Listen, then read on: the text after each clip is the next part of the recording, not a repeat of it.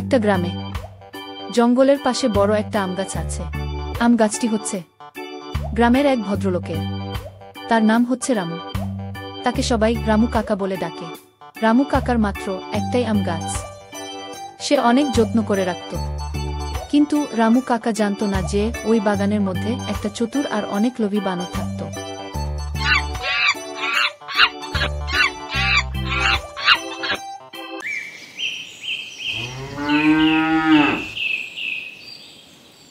একদিন সেই চতুর বানরটি গাছে বসে পাকা আমগুলোকে দেখতে থাকে। আমগুলো যেন রোদে চকচক করছে। আহা, এই আমগুলোকে আমাকে খেতেই হবে। এই বলে বানরটি আম গাছে লাফিয়ে পড়ল আর খেতে লাগলো।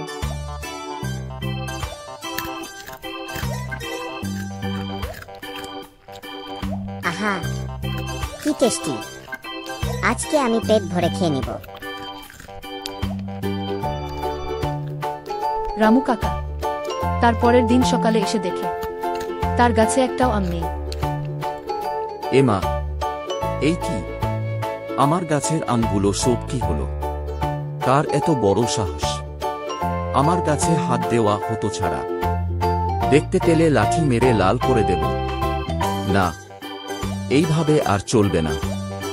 সব আম চুরি করে ফেলবে। আমাকে কিছু হোক, একটা উপায় বের করতেই হবে। রামু কাকার কথা শুনে বানরটি মুচুক মুচুক হাসতে থাকে। আবার কয়েক বছর পর গাছে ফল ধরে, তাই রামু কাকা নিজেই পাহারা দিতে থাকে।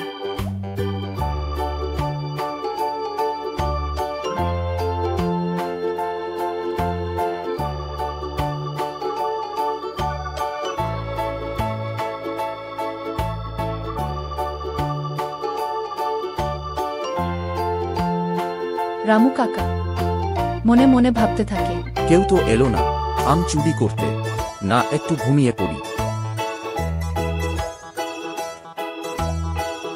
বানরটি আজ একেও বারের জন্য নিচে নামেনি, কারণ সে জানে নিচে নামলে লাঠিয়ে লাল করে দেবে।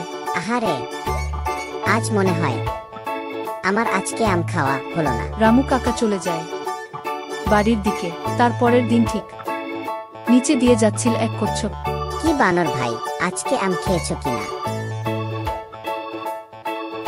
না কচ্ছপ ভাই, আজকে একটাও আম খাইনি। রামু কাকা আজকে আম গাছের তলায় পাহারা দিচ্ছে।